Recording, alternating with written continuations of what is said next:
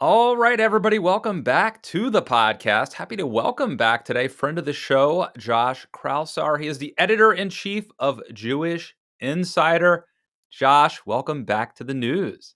Hey, Matt, it's great to be back with you. In a few minutes, I do want to turn to politics and talk about debates and caucuses, caucus, primaries, do the punditry thing. But I want to start a little deeper. And am I correct that you actually started working at Jewish Insider before October 7th? Is that right? Yeah, I started, Matt, as editor in chief back in March, and look, we cover a lot of the issues that transcend sort of the Jewish world. Israel, Middle East policy, the divisions within both parties over anti-Semitism, over how they're going to support whether they support Israel or whether you have this ascendant wing, certainly on the left, that's been against Israel. But boy, Matt, being the editor in chief of Jewish Insider since October 7th, it's been a whole new ball game. And we've been covering all the news from Israel. We have a team in Israel that's been reporting on the latest developments, analyzing sort of the military operation going on, the human crisis within the state. I mean, this has just been the most, the biggest act of terrorism in the Jewish state's history. So we've been covering it on all fronts, but we've also been kind of using our expertise and reporting on the political front and looking at, the depth of President Biden's support for Israel's defense against Hamas. We've been looking at the divisions within the Democratic Party, between the Squad and the more mainstream faction of the party, where some of the squishy kind of progressives are. Whenever someone like Pramila Jayapal makes a comment, sort of dismissing the evil of Hamas's rape and torture of women. We did a big story on that yesterday. So we have been sort of the place to go for a lot of the news out of Israel and the larger coverage of the story of the day right now. Yeah, time flies. I didn't realize that you'd been there since March. I know you had been for years. You were at National Journal, the Hotline, writing about sort of domestic American politics, and then you did a stint at Axios. But man, to now be focused on this topic, and let me ask you about Representative, is it Jayapal? Her comments to Dana Bash on CNN this past weekend. It really seemed like Representative Jayapal was I don't want to say dismissing acts of rape used by Hamas, but trying to find some way to like morally equate them with the colonialism that Israel and the genocide that Israel is also responsible for. Was that kind of your reading of it? Yeah, I mean, there's this moral equivalence between acts of terror and rape, and Jayapal kind of trying to what about it and saying that this happens all the time, and what Israel's doing to defend itself is the moral equivalent of the acts of terror that Hamas committed on October 7th. And like that kind of rhetoric not only is sort of obscene in the eyes of many Americans, Jewish Americans certainly, but most Democrats have spoken out against her. This is sort of the battle right now that we're seeing politically, where you have the far left members of the Squad, and Jayapal is not a member of the Squad. She is a chair of the House Progressive Caucus, which counts over 100 House Democrats in its membership. So she's basically Squad adjacent, but in a way, it's a little more. These words carry more meaning because she does lead almost half the Democratic caucus among the members who call themselves progressive, and many of them, even in the progressive wing of the party, have been dismissing, or I should say distancing themselves from Jayapal's comments. And it's not the first time, by the way, that Congresswoman Jayapal has gotten in hot water over her comments about Israel and her lack of support for the Jewish state. So, like, on one hand, it's great that she represents a minority position in the Democratic Party. On the other hand, I saw what happened when my party and my movement were taken over by MAGA, and so it feels like the left and the right. Someone recently called it the Lindbergh Caucus and the Hamas Caucus. Right. Uh, was it A.B. Stoddard? Someone. It feels like those are the ascendant wings. Am I, especially since Joe Biden is arguably the last vestige of old school kind of pro-Israel Democrats. Like, am I too worried, or do you see the Democratic Party going that way too? Matt, you should be worried. We know what happened with the Republican Party when Republicans didn't speak out against, the extremism that Trump brought into the party and the extremism that certain voices had during that time, and how quickly that can become the mainstream if it's not dealt with, if good people don't speak out and speak up. Um, on the Democratic Party, I think it's a little bit different. Number one, President Biden has been a public supporter of Israel, and under quite a bit of pressure from not just his left, but among left wing activists within his own administration. I've never seen sort of the degree of people anonymously speaking out against their own boss, both in the White House, I guess to some extent on Capitol Hill. These are all, I think, mostly anonymous people, younger Democrats primarily, but Biden has publicly held his ground. Now, privately, they're certainly putting some pressure on Israel to perhaps constrain their operation in the South right now, to have a time limit on how long this takes place. They're feeling the heat from their base, but you didn't see the same level of support for the mainstream position when we saw the sort of the Trump takeover of the Republican Party in 2016.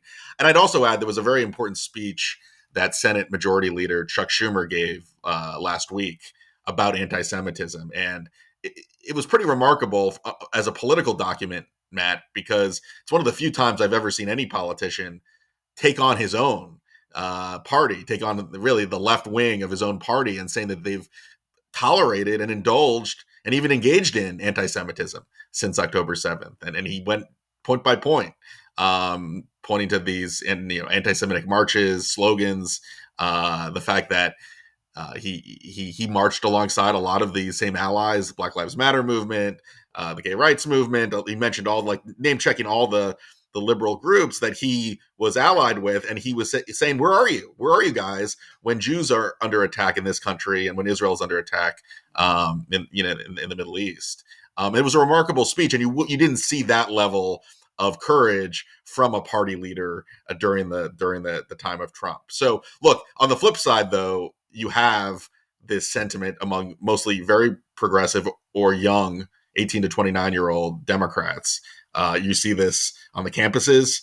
You see this among young staffers in the administration, on the Hill. And there is a huge gap between where many Democrats, rank and file Democrats, view Israel and their support for Israel, and where this faction, this very progressive and young faction, is. And I think that is the concern. It's do these young activist voters maintain their hostility or their very, very anti-Israel posture as time goes on? That's what's concerning on the Yes. Democratic I side. hope the center holds. We'll see. Um, so just in the last 24 hours, I've seen reports. There was a, a Jewish falafel restaurateur in Philadelphia who there was a mob chanting what seemed like anti-Semitic stuff outside of his restaurant the other day. I've also seen reports that some of the hostages that were released by Hamas were like fed and drugged right before they were released, so they looked healthier when they came out. And I've heard speculation that the ceasefire might have ended because they may have run out of you know people that they could release that are either alive or would not reflect poorly from a PR standpoint on Hamas. And there's a lot of different stuff to unpack, but that's just what I've seen in the last 24 hours. I mean, to me, as someone who is obviously very sympathetic to the Israel cause, um, it's just like every day I keep seeing evidence like this. Um, what do you make of the latest developments?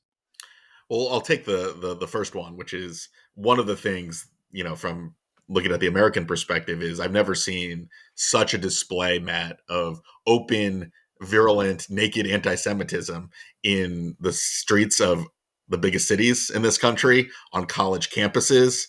I mean, someone, I think it was Mark Thiessen at the Post and AEI wrote several weeks ago that, what we're seeing on college campuses, where we're supposed to be kind of featuring the best and the brightest of the next generation, you would be seeing the equivalent of, dozens, if not hundreds, of rallies like we saw in UVA, where neo Nazis shouted, "Jews will not replace us." And instead, you saw not just one campus, but across the country and some of the leading campuses in the U.S. The equivalent on the left, or on the hard anti-Israel left, of from the river to the sea, Palestine will be free. Exterminationist rhetoric, swastikas even, at some of these marches and rallies. It is frightening. The anti-Semitism always existed. It was on the rise even before October 7th in this country. It's frankly much worse in Europe, and in other countries. The U.S. has been blessedly free of a lot of the worst aspects of anti-Semitism. But to see the hate out in the open, across, and not just in one place, but across dozens of campuses, that was a wake-up call. That's sort of been a political wake-up call. It's what led Chuck Schumer to give the speech he did last week. And it's going to be a real challenge for our leadership to, one of the more concerning elements of this last 2-month period is that usually when we've had breakouts of hate or racism or anti-Semitism, it's not hard for leaders to speak up and condemn it. But on college campuses, one of the big stories we've been covering at Jewish Insider is that it's been hard for university presidents, the intellectual leaders in our country, on at least theoretically, have had trouble. I've had to rewrite or rework statements to just simply say Hamas is evil. Hamas is a terrorist group, and condemn some of the activities that have taken place on their own campuses. And we've always through American history seen these moments of extremism, these moments that are just blots on our on the American story. But what we haven't seen, or we haven't seen the degree of tolerance for this kind of hate, and that's been a shock as much as the anti-Semitism itself. Yeah, I feel like a lot of things I've seen in the last decade, if you had told me 15 years ago they would happen, I would say if they happened in America, it would be like 50 years from now or 100 years, a lot. But here we go again. And I've been shocked to see what is happening. And I wanted to ask you your take on the media. Now, obviously, there have been some prominent people at CNN who I think have been very good about speaking out against this kind of thing. But you mentioned Charlottesville and UVA. I mean, I remember that, the tiki torches, people saying Jews will not replace us. There was like a pretty small group of people, probably. I don't think that was a huge rally of people who were actually the protesters. And that was big, big news. And the mainstream media really ran with it. What we're seeing now, like in Philadelphia and on college campuses, has to be magnitudes larger. Like a lot more people on the left are doing this than those like alt-right, tiki torch people. Um, do you think that this is being covered and to the same degree that it should? So CNN has actually done a good job. Like, it really does depend on the publication or the network. CNN, I think, is one of the more successful networks or media outlets that has covered this story effectively and fairly. A lot of print outlets have not had, as in my view at least, as strong a track record. One of the big problems, Matt, is sort of this fundamental notion that reporters are treating the IDF spokesman, Israel's public officials, on the same plane as Hamas leaders. Yeah. And that's what led to one of the most egregious mistakes throughout the press. Happened early on in the war when Hamas lied and said Israel attacked some hospital in Gaza, and it turned out, and it was pretty quickly realized that it was a falsehood, but turned out it was an Islamic jihad and Yeah. an I extreme remember there was terrorist like affiliate. I don't want to call it a correction, but there was like a note, and then I think it was the New York Times where they said, like, in hindsight, we may have believed Hamas's take, been too credulous in believing Hamas. I'm like, well, you think so? You, there's a maxim in journalism that if your mom tells you she loves you, check it out. And yet you're going to just take Hamas's word like instantly without checking it. Yeah, it Amazing. colors all the coverage. I mean, even from the the death, the Hamas rushes out to put a big number. I mean, and I'm clearly there are a lot of civilians, in a war. War is hell, and Israel's defense of its country, is leading them to take out terrorists, but they're also civilian casualties. But the Hamas word, the Hamas story, it isn't checked. It's treated with, it would be like, it would be like during our war against Al Qaeda in Afghanistan, we would put Baghdad, or our war in Iraq. Right after that, we would put Baghdad Bob on the same page as the military spokesman for the Pentagon. It wouldn't make any sense. It wouldn't make moral sense. It wouldn't make editorial sense. And look, we have, it's not apples to apples, but we have been covering, Ukraine's defense against Russia in the last couple of years, and we don't treat, Vladimir Putin's comments or the Russian spokesman on the same level that we do the Ukrainian, Zelensky or any Ukrainian official. We understand who's in the right and who's in the wrong, who is the perpetrator, who's the terrorist, and who's defending itself. And that lack of moral judgment, the moral ability to understand the difference between a terrorist and a democracy defending itself has been totally absent, or has been largely absent from much of the coverage in the traditional media. We should probably segue to less intense topics, although still important. But before I do, anything else you wanted to say or thoughts about what we're witnessing? Well, I will say, as we can use this to segue into politics, but one of the things we've been writing about, and I've been writing in my analysis of the politics, it's easy to forget that if you look at polls, there is still a very broad degree of support for Israel within the Democratic Party and across the country. I think the big change in my lifetime in the last 2 decades has been sort of that young progressive cohort.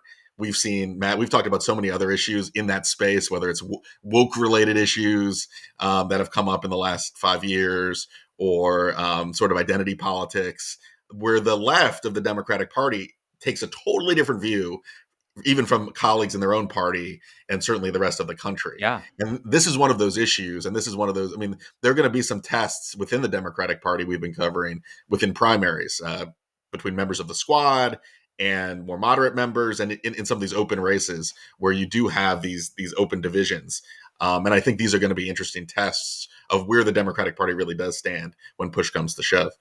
Do you have, before we move on, I just have to ask, because it's just maybe unanswerable, but like, there is a stark contrast, as you noted, based on age. And I'm wondering is this like indoctrination that began happening at universities recently? Is it social media like Twitter and TikTok?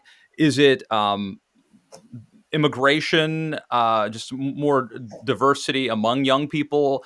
But it is stark. Do you have is there an operating theory? Or maybe maybe this is just young people, right? Young people are radical, happened in the 60s. The same campus radicals are now voting for Donald Trump. They're still radicals. They're still against the man. They're still against the establishment, but now they're a Republican. Why is this happening? I think all of the above, Matt. But I think the two things you mentioned are the two biggest factors are social media is now the leading. More 18 to 29-year-olds, if you believe all the studies, now get their news from TikTok than any other news source, whether it's a newspaper or even a reputable digital news source.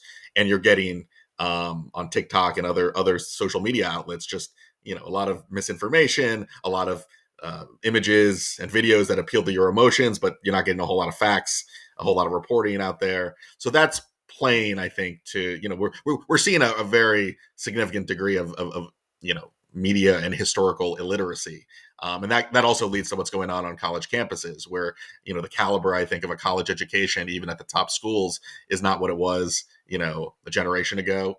And this whole rubric of oppressor versus oppressed, which seems to color a whole lot of scholarship at the university level, puts Israel as a powerful or at least successful democracy on a lower plane, or it's tossed to the aside to the oppressor column, which doesn't make sense, but it's considered an oppressor, and the Palestinians as victims and as being stateless have been seen as the victim. And there is a lot of these days on college campuses, a lot of focus on grievances and victimhood, and Palestinians are kind of put in that category. So I think a lot of the scholarship, a lot of the focus among professors these days is tilted in that direction, and you don't get as much history about the Middle East. You don't get as much facts being taught. You're getting a lot of ideology mixed in. So I think that is also a pretty big factor in what's going on among the younger Americans. I wanted to ask you, what do you make of John Fetterman? I mean, it's been so interesting to see this. Like, I feel like um, he probably should have. At least I thought he should have bowed out, during the election against Dr. Oz, because clearly he had a very severe injury or stroke, and then he manages to get elected. And then, he had this severe depression, and it really seemed like, man, this guy shouldn't be in the U.S. Senate. He's not functioning properly. And then, like, the last 6 months, I don't know, he's become amazing, and on multiple issues, including standing up against Senator Menendez and his alleged corruption, defending Israel, and being pretty funny. Like, most recently, George Santos, right? Yeah, that I was don't know if fun. you saw the I video did, yeah. where he kind of trolled Menendez. Um, am I getting the names right? Anyway, you tell the story. What's up with Yeah, John? What's look, up with John Fetterman? so number one, I'm really happy to see John Fetterman seemingly in great health. I mean, Yeah. he's been doing interviews. He seems like he is personally doing so much better than he was when he was hospitalized and during the campaign. He seems much more joyful. He's enjoying his job, and he just seems in much better shape. And that on a personal level is very gratifying. On the policy front, look, he was always supportive of Israel on the campaign trail. That was it's not like he was someone who was critical of Israel and now has done a 180. It wasn't a major issue in the campaign, both primary and general. And for him to be so outspokenly in your face against some of these hard left anti-Israel protesters, and be going on TV, speaking at pro-Israel rallies. He was at this big 300,000 strong rally in Washington for Israel, draping himself with an Israeli flag, which he's really, I think, at a time when a lot of Jews don't feel like they have some of their natural allies, having Fetterman be so outspoken.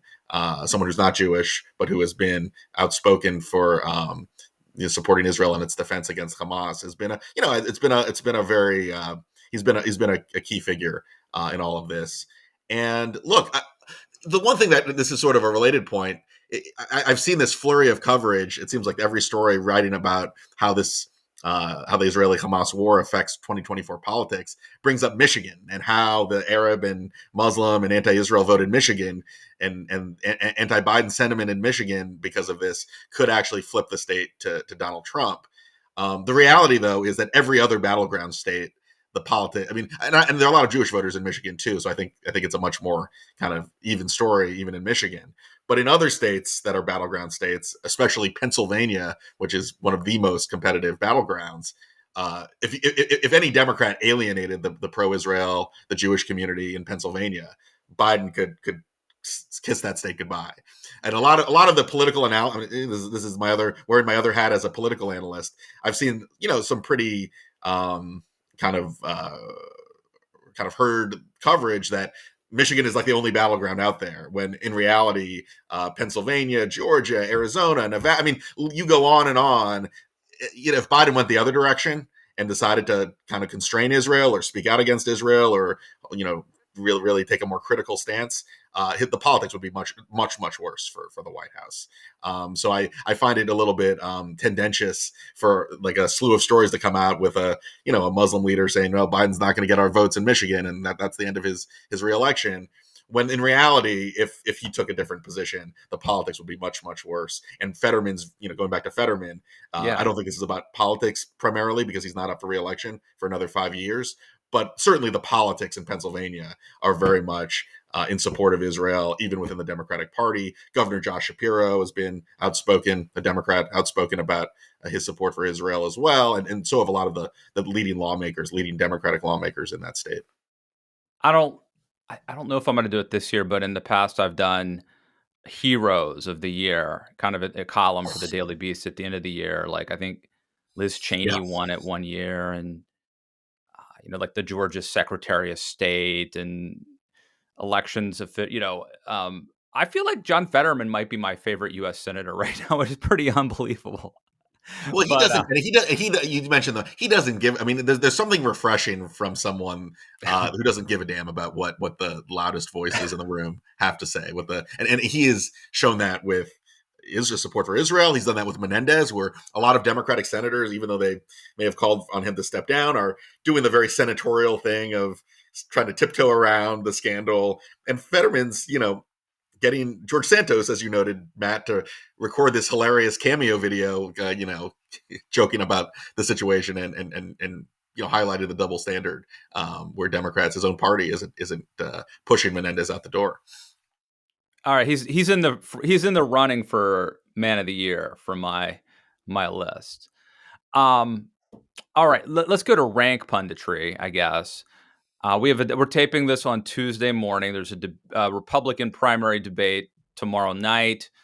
And I think there are going to be four candidates, right? It's going to be Nikki Haley, Ron DeSantis, Chris Christie, and Vivek Ramaswamy. Um, does this matter? If so, what could come out of this? It matters in so much as Nikki Haley. If you think Nikki Haley is going to be a credible challenger, has a chance to kind of mount the challenge to Trump, this is her. She's got the most at stake, right? She's going to have. I think she's going to be teamed up against. You have everyone else on that stage, all the other three guys on that stage, whether it's DeSantis, who's watching her with worry in Iowa. He can't let her get momentum in Iowa. That's a state he needs to do really well in. So he's going to be going after her. You've got Chris Christie, who's trying to make a show in New Hampshire. I don't know what his path to the nomination is, but he's doing quite well in New Hampshire. They're competing for the same votes, and he's known as the guy who can really throw a shiv at his rivals, even those who are on sort of the same side of the Let issue. me just say, if Chris Christie's contribution to the 2024 race is taking out Nikki Haley, that is effing insane. And it would be in keeping with exactly what he did to Marco Rubio, right? Yeah, so History. that is a storyline, Matt. You Yeah. beat me to the punch. That's a storyline I'm going to be going through. Chris Christie barely qualified for this debate. He got one poll in at the last minute. And look, his whole rationale is being we need to stop Trump. This is be more. It's about more than just myself. It's about stopping Trump. But it's in his own narrow political interest if he wants to do well in New Hampshire to throw some punches at Nikki Haley. So I think it's going to be very. My hope is that actually he helps Haley, even though he may go after her a little bit, because I think that Nikki Haley and Chris Christie both align, certainly against Vivek's MAGA America First type of politics. And so I think having Christie on stage, and I wrote a column for the Beast saying I think Christie needs to get out before New Hampshire. I'm actually happy as of now. We'll see how it plays out. I'm happy he's going to be on that stage. Yeah, no, look, that's the question. Does he go after Trump and use Vivek as a punching bag and, go after the bigger picture? Or does he kind of focus narrowly on what he, wants to do in New Hampshire? And look, there's a question of whether he's going to stick in the race until New Hampshire. If he was trying to play some team ball, he could, drop out, endorse Haley, and maybe Governor Sununu, who's a big kingmaker in the state of New Hampshire. They're very close, the two former governors, and that would be a big moment. But we'll see a little bit. We'll get a little bit of a hint, I think, of the Christie playbook going forward from this debate. And my theory was, for those who haven't read that column, the reason Christie should get out is if Nikki wins New Hampshire, I think she has potentially a second act in South Carolina. Whereas I think Christie could maybe win New Hampshire if the stars align, because it's a contrarian state. He's obviously got a certain style and charisma. And you mentioned Sununu. Like, it's possible that Christie could win. I just don't see where he goes from there. Look. Chris Christie, even in New Hampshire, his unfavorable numbers are like above 60% among Republicans. So he's got the anti-Trump vote. He's got the Cheney vote, but that's not enough to do Yeah, much and more maybe than in New Hampshire that's okay because you've got enough independents showing up in the primary, but that's not going to work it's in not going other to work. states. Yeah, there's no chance for him to win the nomination. So look, here's the Haley. The one thing about Nikki Haley, which why it's helpful to look at polls is Nikki Haley isn't viewed the same way among Republican voters, among MAGA voters, even as a Christie or a Mike Pence, even when he was in the race. She still actually has pretty good favorables among the base, even though she's not winning a whole lot of their votes. So I mean, look, I think Haley needs a lot of bank shots to do well, but there is sort of a path that's available to her. One is she does well in Iowa, maybe even finishes ahead of DeSantis, which is not that's his state, and not her core state. She uses that momentum to do very well in New Hampshire, maybe a close second to Trump, and then South Carolina next down So you're the saying line. 3-2-1. 3-2-1, right? And That's what then Ruth look on said. the calendar, Matt. Then you have the beginning of the Trump trial in Washington D.C. right before Super Tuesday, which again, that's the one X factor in this whole race, and I don't know if it's going to affect the primary. But look, if she has all these, if she's a success story, if she ends up winning South Carolina, beating Trump in her home state, doing really well in New Hampshire, that's going to be a moment where I think voters are going to reset, think about the stakes of this contest, and it could give her a renewed chance to do that one-on-one race. I don't think it's likely. I think it's a long shot, but I can see the opening for Haley in a way that you don't see for any of the other Republicans. She just needs to throw a Hail Nikki, as they say. I'm trying to make this a thing. So let me ask you, because my friend Bill Scher of the Washington Monthly, he and I do a weekly conversation like this called the DMZ, and I was more bullish about Nikki Haley than Bill, and I wanted to ask you, sort of tell you our dispute last week and get you to weigh in. So first of all, I contend that it is highly unlikely Trump will win Iowa and New Hampshire. I'm betting that Trump loses one of those two. Secondly, Bill puts the odds that Nikki Haley or Bill puts the odds that a non-Trump candidate could be the nominee at less than 1%. I still put it at about 20%. So 80% likely Trump will be the nominee, but I have much, much more bullish on the field. Where do you come down? Who's right? I'd probably put it at closer to 5%, 5-10%.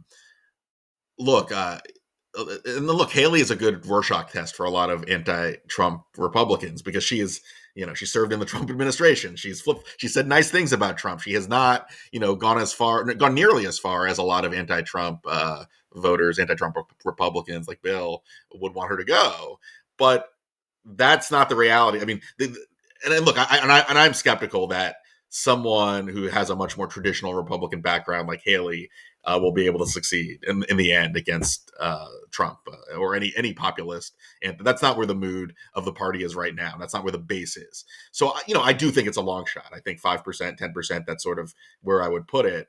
The wild card, though, is Trump's legal. Like, I don't think Trump's scandals have any impact on the Republican electorate, but the reality, the news coverage of the possibility he could get convicted of a serious crime, in the January 6th case, is something that could, logistically speaking, would you want to vote for a candidate that may not be able to serve theoretically? That is going to be a question that's going to be asked, and I think coming up more and more as we get closer to that court date. And that's the one wild card. That's the one X factor that could move voters. There are polls that show that if Trump was convicted, that a slice of that support would peel off. And look, I think it would take a Haley overachieving moment in the early state primaries combined with maybe that legal reality or that legal possibility setting in. That's the bank shot that someone like Haley would need to succeed. So you're saying there's a There's chance. a chance. Uh, But I mean, look, let's not bury the lead. Trump is the overwhelming favorite. I do think he's going to win both. I mean, I would not bet the odds on any of the challengers winning Iowa or New Hampshire. I think Trump is in. I think New Hampshire is going to be the more interesting case, but I still think Trump is a pretty heavy favorite there as well. All right, my friend. Well, there's a million things we could talk about. We'll have to do this again and delve deeper into the general election. But it's probably a good place to end it. But let me ask you, final thoughts, or how can people keep in touch? Well, I would urge everyone to, if you care about what's going on in Israel and sort of the politics back home on anti-Semitism in the Middle East, go to JewishInsider.com and sign up to get every morning sort of all the latest news and reporting from our team. It's become a must read these days. So you can read my analysis there as well. I also am a Fox News radio political analyst, so you can watch me on both TV and on their radio broadcasts for all the big political events. So I would urge you to tune in if you want to get my perspective on all things politics. Awesome, man. Always a pleasure. Josh Kraushaar, thank you for coming back on the news. Thanks, Matt.